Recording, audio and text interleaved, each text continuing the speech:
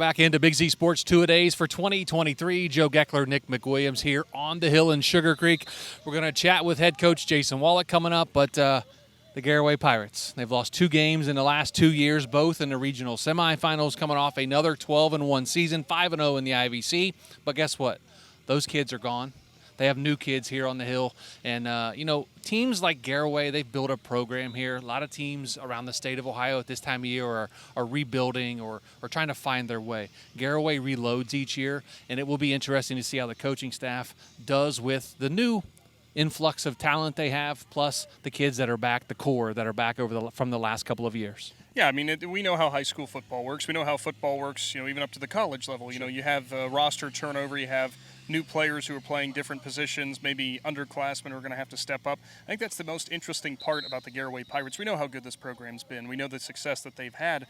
But this is kind of replacing, realistically, almost an entire starting unit, really, when you start looking at it. And that's a very interesting, tough thing to do. Be that as it may, though, we know this is a team that have many opportunities throughout the season to put in guys to get some playing time at the varsity level when they're not quite at that starting position. So there's experience that is going to be out there on the field for Garaway. It's just a matter of how well can it perform. Coach Jason Wallick in his 23rd season at the helm here on the hill in Sugar Creek. And, of course, the Pirates, they lost the last 2 years in the regional semifinals, but they've also lost the last 4 years in the regional semifinals. So 4 years in a row, they get to the regional semifinals.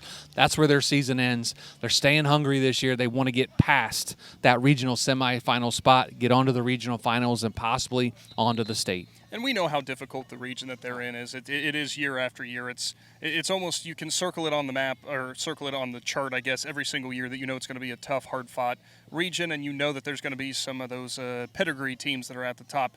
The biggest, I would say, not question mark, the biggest challenge, I guess, the coaching staff and these players have is when you think of that 4 years in a row, whenever you've dropped in that specific part of the year, you can't dwell too much on that. You can't let that start hindering your progress because, all of a sudden when you start thinking about that regional semi, then when we're a little bit earlier in the tournament time or maybe even the regular season, that's when you start overlooking things you shouldn't. That's when you start making mental mistakes that you can't. So that's going to be the biggest thing that I think they need to mentally work on this offseason. Some of the kids that they are replacing, of course, quarterback Logan Yoder, Ethan Miller, the running back, the Roden twins at wide receiver, defensive back, JT Wallick as well, Ty Winters.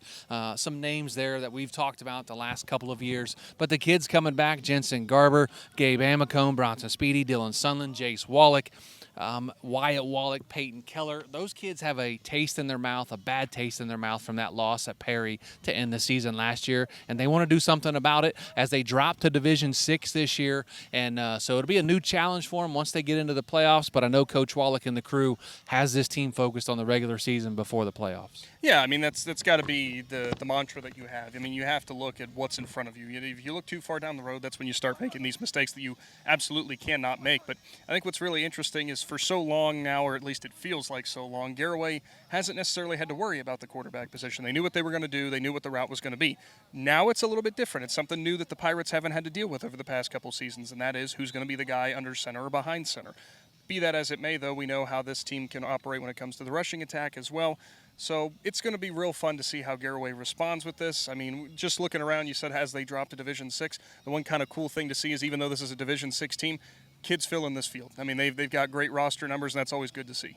Absolutely, almost 70 kids out for the Pirates this year as they do drop to Division VI. We'll be right back with head coach Jason Wallick. That's after this with the Big Z Sports 2-A-Days brought to you by Harrison Auto Parts here on the hill in Sugar Creek.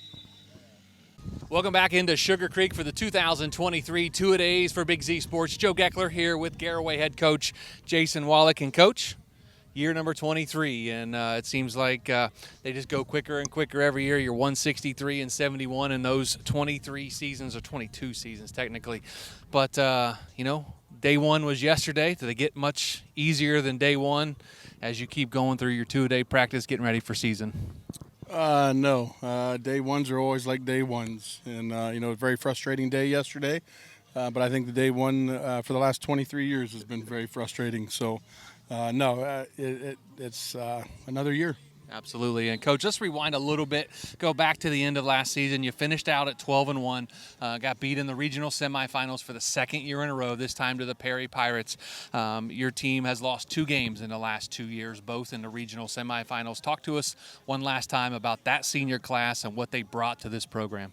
Well, it's 4 years in a row that we've lost in the regional semis. Just to correct you, Sorry. but no, that's okay. But that's a little frustrating because it has been 4 years in a row. We really thought last year we had an opportunity to get over that hump, and to go up to Solon and play the way we played, was a little disappointing. So. Listen, those guys had a great run. That was a great senior class for us, obviously. 10 quality seniors, all 10 started. So we got to replace 10 quality starting seniors. But those guys, they won 40 games in 4 years, and that's with a COVID year. So, it's going to be hard to replace a lot of those guys. But nobody else really cares that we lost those guys. And probably happy that you lost those guys. Probably more than likely. I would be too if I was the opposing coach. But, so we got our work cut out for us, and our motto is stay hungry, and we got to stay hungry because we ultimately want to get over, week 13. Ultimate goal is to make win a state championship. But right now, our main goal right now is to play well, get better every day, and get past week 13. Coach, some of those guys that are staying hungry this year that come back, Jensen Garber, Jace Wallick, Gabe Amicone, Bronson Speedy, Peyton Keller, Wyatt Wallick, just to name a few, coming back from all that experience over the last few years. You have a good core coming back. What do you expect from this team this year? Well, you hit the nail on the head. We really feel that we have a really good junior, senior core. A couple sophomores that are really fighting for some playing time right now and have an opportunity to get on the field. So, camp was really, really good. We had a really good camp, a really competitive camp.